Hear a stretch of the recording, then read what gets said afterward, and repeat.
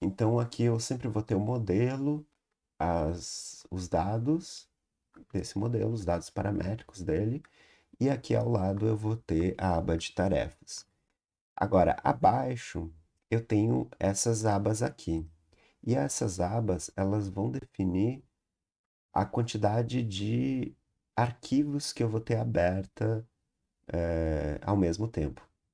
No caso, eu tenho aqui a aba de começar, e aqui eu tenho uma aba, um arquivo sem nome, porque eu ainda não salvei, e ele está aqui. Se eu criar um novo arquivo, ele está aqui novamente, ele aparece aqui. Então eu tenho esse, e tenho aquela tela inicial que eu posso fechar, por exemplo, e trocar entre eles. Ao lado aqui, eu também tenho aquelas duas informações que a gente viu no início, logo ao abrir o software. Então, um método de navegação.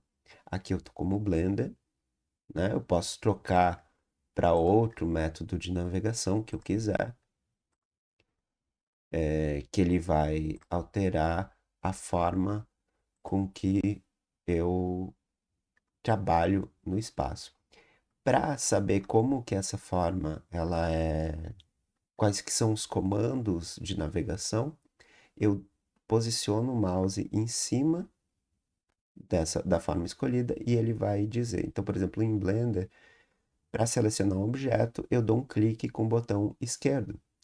Para ampliar ou reduzir, ou seja, o zoom mais, zoom menos, eu rodo o scroll do mouse. Para rotacionar, eu aperto o scroll do mouse.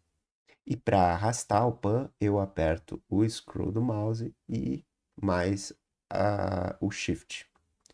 Então, por exemplo, aqui, eu quero rotacionar, apertei o scroll do mouse e estou rotacionando. Quero colocar o pan, aperto o scroll do mouse, seguro a tecla shift e eu posso movimentar a câmera para enxergar diferentes partes de um objeto, né? Aqui a gente tem um objeto pequeno, mas se fosse mais assim eu poderia enxergar diferentes detalhes desse mesmo objeto. Ele se mantém na posição do espaço, mas a minha câmera ela é movimentada. E bom, e eu posso também usar o pan com dois cliques. Se eu trocar para Revit, por exemplo, ele já altera os comandos que eu preciso. Agora, para rotacionar, eu preciso apertar o scroll e mais shift, ou seja, é o contrário do Blender.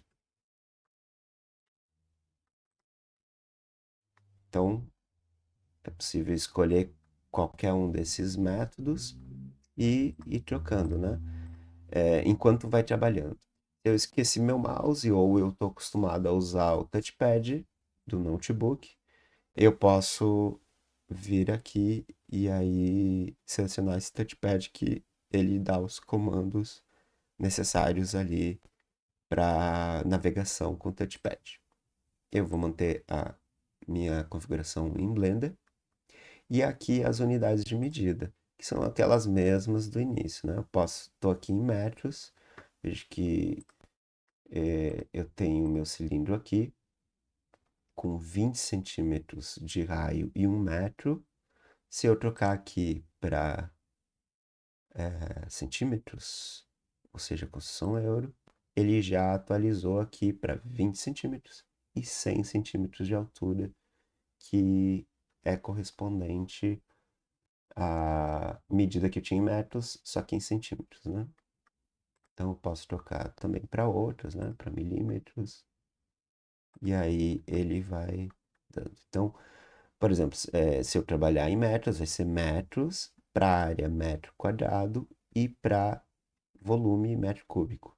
Centímetros vai ser em centímetros, para área vai ser metros quadrados e para volume vai ser metros cúbicos, né? Então, são essas as relações que ele faz, ok?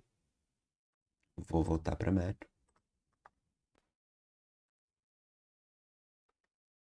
E aí posso continuar.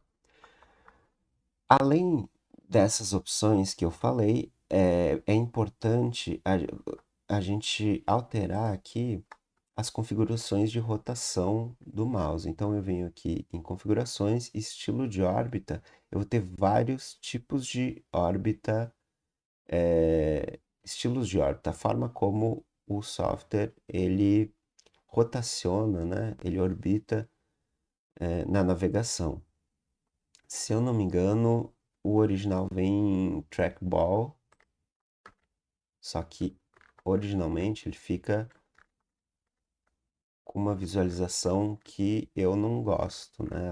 Ela vai perdendo a referência de chão dela, como uma bola que rotaciona a partir do cursor do mouse. Eu prefiro o estilo de órbita de plataforma, é como eu sempre utilizo, porque ela consegue enxergar, identificar o chão. Eu posso fazer essa rotação aqui, mas eu posso fazer a rotação também através desse cubo que aparece como visualização de órbita. Então, se eu quero uma vista de topo, eu posso clicar aqui.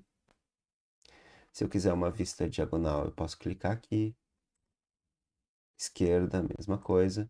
E essas configurações, essas rotações, elas podem ser acessadas também no teclado numérico, digitando 2 para topo, ou um para frente, ou 3 para direita, ou 4 para trás, ou 5 para base e 6 para esquerda. A que eu mais utilizo, claro, é a 2 de topo e a um de frente. Então eu posso, como um exercício de geometria descritiva mesmo, né? Alterar para vista frontal ou para vista de topo apenas clicando um e 2. E aí eu posso ir rotacionando o objeto. Quero voltar para uma vista de topo, 2. Rotacionando o objeto, 2. Quero ir para a vista de frente, um.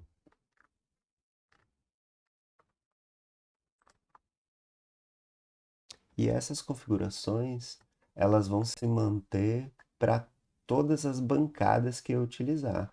Então, eu criei esse cilindro na bancada Part e vou para a bancada Bin, continua a mesma situação. Aqui em cima eu tenho as ferramentas da bancada Bin, acessíveis por esses ícones. Eu tenho ao lado esquerdo a minha aba de modelo, com as mesmas informações que eu tinha. E ao lado direito, as tarefas, que aqui no caso não tem nenhuma tarefa ativa, mas ele mostra as ferramentas que criam tarefas, né? Pode acontecer de irem para uma bancada e essas ferramentas estarem aqui escondidas. Então é só mover elas para uma parte da tela que esteja bem de acordo com a organização de vocês.